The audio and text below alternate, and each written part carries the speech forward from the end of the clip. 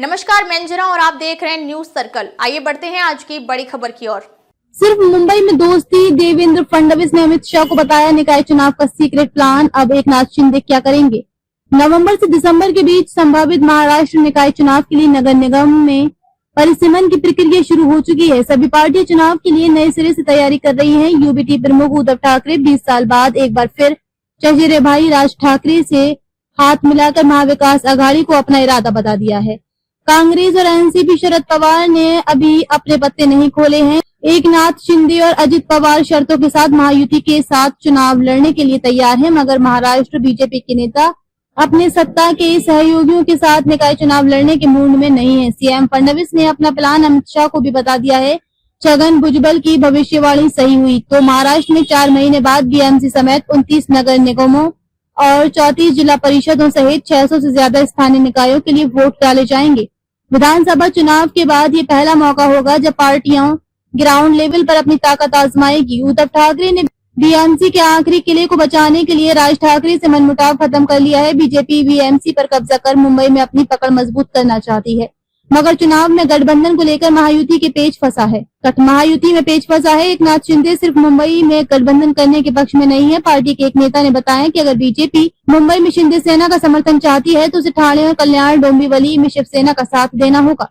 BJP सिर्फ BMC चुनाव के लिए एकनाथ शिंदे की शिवसेना से गठबंधन करना चाहती है। पार्टी के नेता मुंबई के अलावा अन्य निगमों और जिला परिषदों में अकेले चुनाव लड़ने पर विचार कर रही है।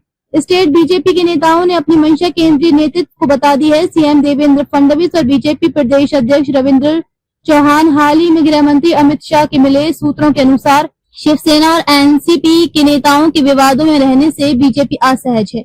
हाल में ही नोटों के साथ दिखी शिवसेना के मंत्री संजय शिरसाट और किसानों को बेकारी कहने वाले एनसीपी मंत्री माणिक राव कोकाटे विवादों में घिर गए थे। संजय गायकवाड़ के कैंटीन कर्मचारी से मारपीट के कारण शिंदे सेना की खूब किरकिरी हुई।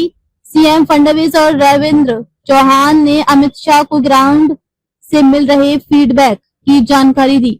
महाराष्ट्र बीजेपी ने इस मुलाकात से पहले कई जिलों में कार्यकर्ताओं से फीडबैक लिया था। नासिक, नागपुर, पुणे, पिंपरी चिंचवड, कल्याण, डोंबिवली, अमरावती और सोलापुर में कार्यकर्ताओं ने निकाय चुनाव अकेले लड़ने को फायदेमंद बताया। बीजेपी का मानना है कि जिस तरह से शिवसेना और एनसीपी के नेता लगातार विवादों में घिर रहे हैं, उसका असर निकाय चुनाव परिणाम पर पड़ सकता है। बीजेपी सूत्रों के मुताबिक अभी इस पर अंतिम फैसला नहीं हुआ है, मगर केंद्रीय नेतृत्व ने सैद्धांतिक तौर पर फडणवीस के दावे का मान लिया है। महायुति में निकाय चुनाव को गठबंधन में एक और मुश्किल है। एकनाथ शिंदे की शिवसेना कोंकण और सिंधुदुर्ग में 60 से 70% सीटों पर दावेदारी कर रही है।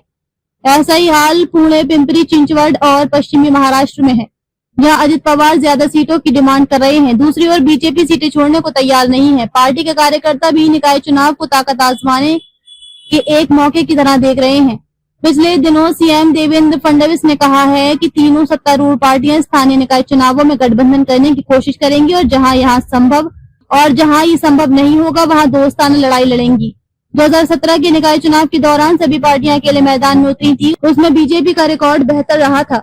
बीजेपी ने 2736 सीटों में से 1099 सीटों पर कब्जा किया था। तब शिवसेना ने 489, कांग्रेस ने 439 और एनसीपी ने 294 सीटें जीती थी। हालांकि शिवसेना और एनसीपी में टूट के बाद हालात बदले हैं, मगर बीजेपी को उम्मीद है कि मुंबई के बाहर अन्य जिलों में वोटों के बिखराव से उसे फायदा होगा। अब तक के लिए बस इतना ही। फिर मिलते हैं एक ऐसे ही बड़ी खबर के साथ। तब तक के लिए नमस्कार और देखते रहिए न्यूज सर्कल। अगर आपको वीडियो पसंद आई हो तो लाइक करें व शेयर करें। ऐसे लेटेस्ट अपडेट पाने के लिए बेल आइकन प्रेस करना ना भूलें। अगर आप हमें फेसबुक या फिर इंस्टा के माध्यम से देख रहे हैं तो हमारे पेज को फॉलो जरूर करें। धन्यवाद।